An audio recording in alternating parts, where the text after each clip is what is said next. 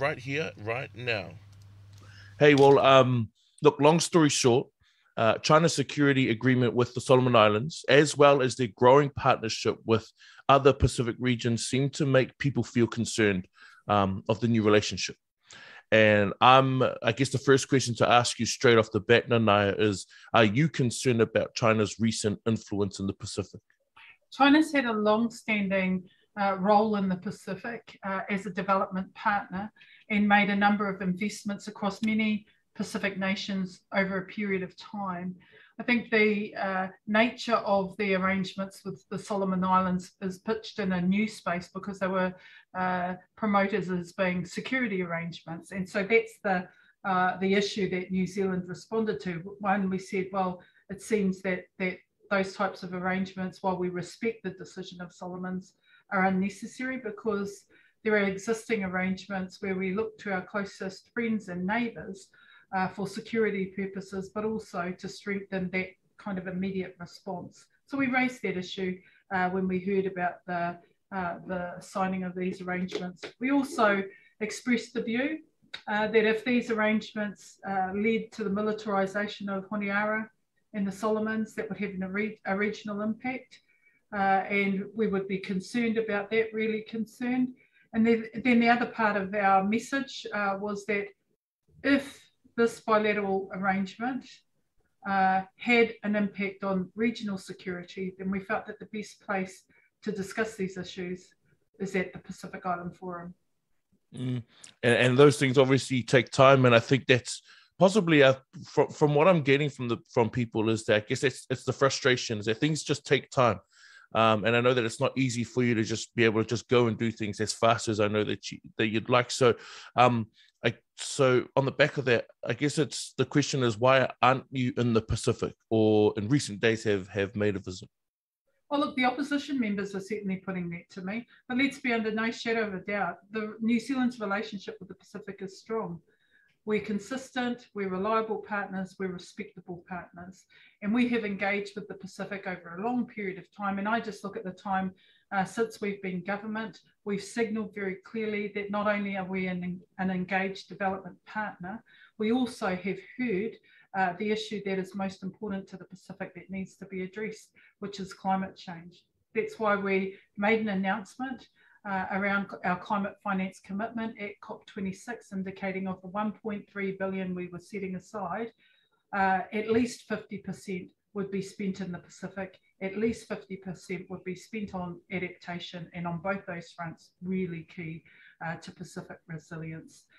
You know, so I don't want to over-sensitise the criticism from the opposition. To me, they're talking down New Zealand's strong relationship with the Pacific.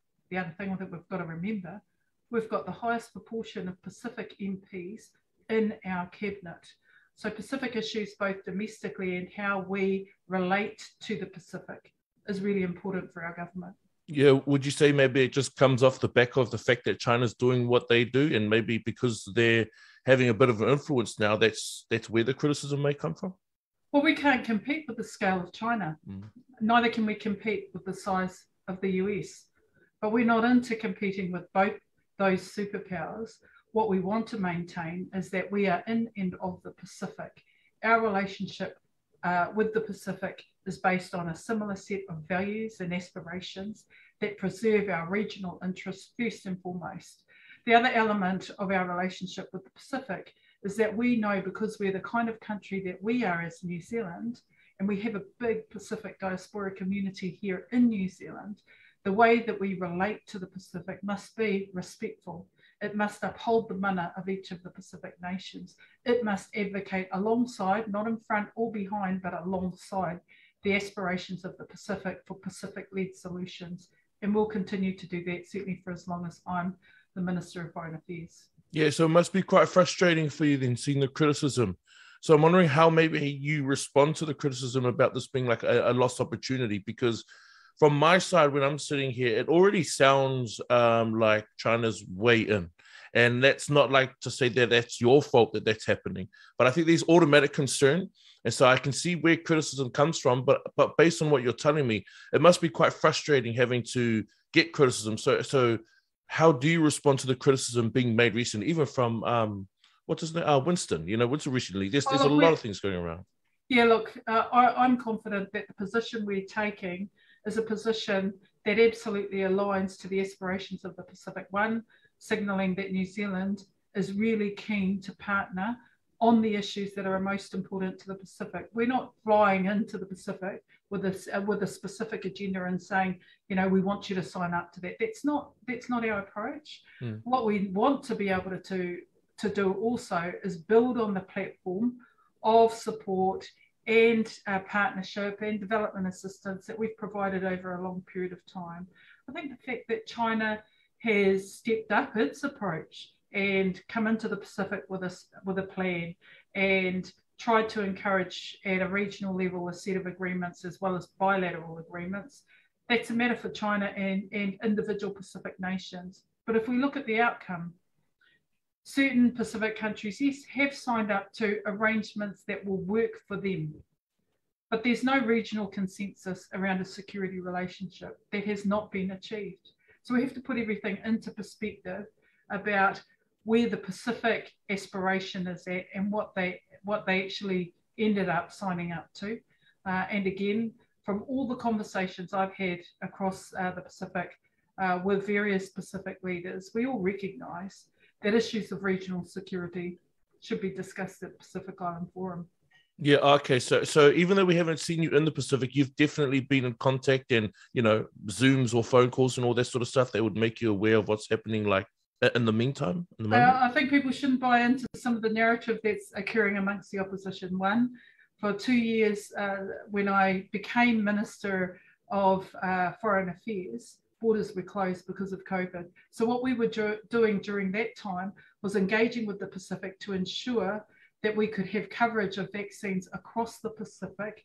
And we worked alongside other countries through the COVAX facility and Australia to give that assurance. We had regular meetings at ministerial level, at officials level, and at a level where we knew the rollout of a successful strategy for the Pacific needed to be partnered. The other element is that I've also used online platforms as well as in-person meetings where we could to meet with leaders across the Pacific. And at the first available opportunity, when borders started to open, I visited Fiji. And that was a clear signal that I was absolutely keen to visit the area. But I want to make this one point. Fiji, Papua New Guinea, Cook Islands and French territories are open for quarantine-free travel. The fact that the foreign minister for China was able to go to all those other countries, that was based on an application for an exemption, a travel exemption to get there. We respect that it's going to be difficult for many of those other countries like Samoa, like Tonga, to actually give an exemption to everyone who asks to come there. In fact, we respect the fact that they're still working through their COVID response. Yeah, I'm wondering if you believe New Zealand's relationship with the rest of the Pacific is suffering due to our lack of presence in the region. And obviously, you're mentioning right there about COVID, and these people are applying for all of these things. And I'm wondering if our lack of presence, even if it's due to COVID, is if there's a suffering nature because of our lack of presence in the islands. You know what I mean? Well, look, we've got embassies in the Pacific. We give consular support in the Pacific. When there's a natural disaster, our embassy is there to respond. So let's take the eruption that happened in Tonga. Our embassy was there very quickly, able to respond very directly, but also able to liaise very quickly with New Zealand to be able to send support over to Tonga. Similarly so for Fiji, during the cyclone season, we have an embassy in Fiji. They are able to respond very quickly on the ground. They are able to send back real-time information about the nature of the support that we provide. Same for Solomons. When there was unrest there, we have an embassy there. They were able to provide us information about the nature of our response, how quickly we needed to respond, and we did so. So we are present in the Pacific. Our relationships exist at a number of levels. At a prime ministerial level, Minister of Foreign Affairs level, and across all ministers responsible in the foreign affairs space, there's a range of interactions that we engage in. Nanaia, what sort of comfort can you give to those islanders living in New Zealand that don't understand a lot of those things, but what they only see is China's new influence in the Pacific, and without knowing a whole lot of information, it already makes people a little bit, they fear a little bit, and they know that New Zealand's influence is significant in the Pacific. So, is there a message for our Pacific Islanders that stay here that feel that concern? Yeah, look, we as I say, we've got the largest Pacific representation and the highest proportion of Pacific ministers in our cabinet. We know that what we do domestically has an impact, and we know how we position in relation to the Pacific matters. And one of the things I want to continue to stress with Pacific whānau that are living here in Aotearoa is that we have voiced our concern where we think the concern is legitimate and could put at risk the values and interests of the Pacific. We've tried to ensure that we're having the very best conversation, both with each of the Pacific nations, but also at a regional level.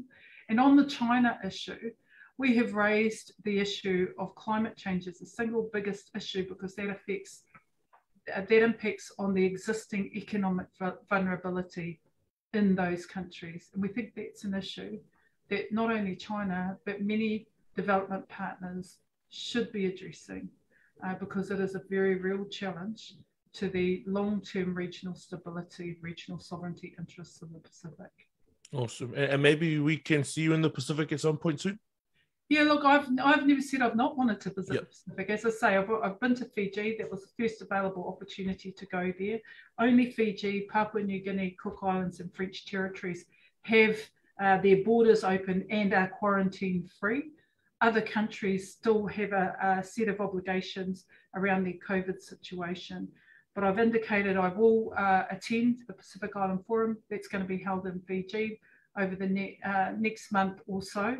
I've signalled in my most recent bilateral with Minister Manali for the Solomons that it would be good for us to meet in person, so I intend to do that. I've indicated that I'm keen to go to the Cook Islands. In fact, the last opportunity that I had to try and get our diaries arranged with Prime Minister Mark Brown, he was travelling. So this is not a situation where I'm not keen to travel.